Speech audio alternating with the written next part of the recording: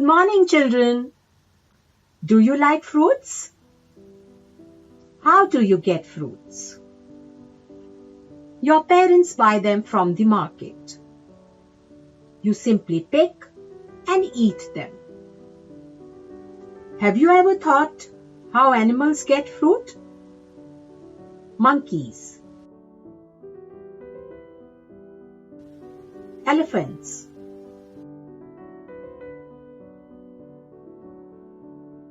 giraffes,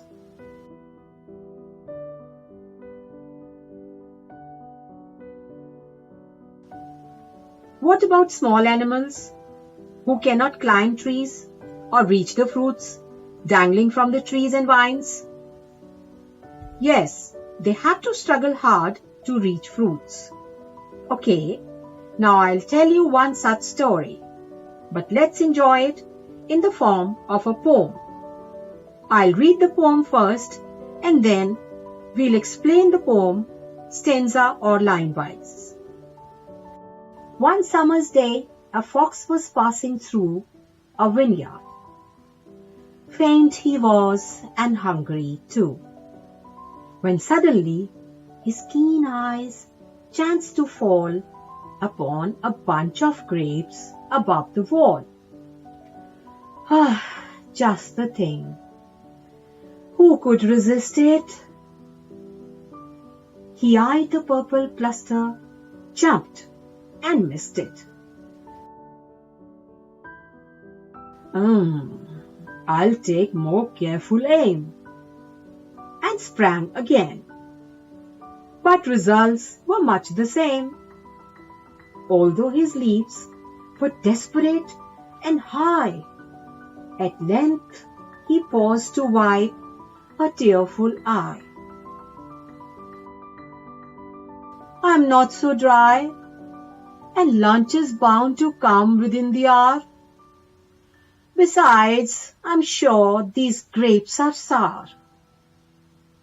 The moral is, we seem to want the peach that always dangles just beyond our reach. Yet, like the fox, we must not be upset when sometimes things are just too hard to get. Dear children, now we'll take up the poem stanza-wise. One summer's day, a fox was passing through a vineyard. Faint he was and hungry too, when suddenly his keen eyes chanced to fall upon a bunch of grapes above the wall. Ha! Just the thing. Who could resist it? Dear children, in this stanza, the poet tries to explain the condition of the fox. It was a very hot summer day. There was a fox. It was very hungry, and it was passing through a vineyard. Suddenly, its eyes fell on grapes, and they were too high. Suddenly he says, "Ah, such a good food." His mouth starts watering. Second stanza.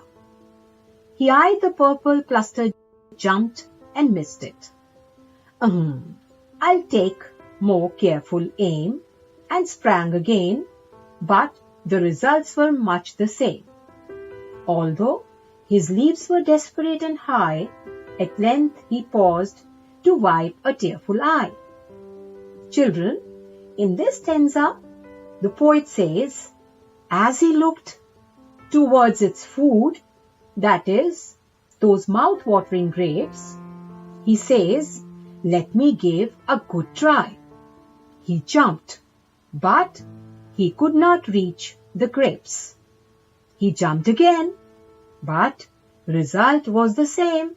That means he missed it. Now suddenly and gradually both his leaps became desperate, meaning that he started trying desperately. As he was very hungry, he started jumping very high, but again he was a failure. He had to wipe his eyes, which were tearful. Third stanza. I'm not so dry, and lunch is bound to come within the hour. Besides, I'm sure these grapes are sour. So students, this is very interesting stanza. The fox is trying to console himself. He says, "Oh, I'm not hungry. My lunch will anyway come. And these grapes are sour. They are not tasty." So, children, we also do the same. When we don't get anything we wish to, we try and find the shortcomings with our aim. The moral is in the next stanza. So, the moral is, we seem to want the peach that always dangles just beyond our reach. Yet, like the fox, we must not be upset when sometimes things are just too hard to get. Dear children, in the last stanza, there is a message by the poet, and he says that we always want something which is very difficult and which is beyond our reach. But like the fox could not get the grapes and got upset and tried to find excuses, we should not be the same. We should never get upset when we cannot reach our goals and our goals are too hard to get.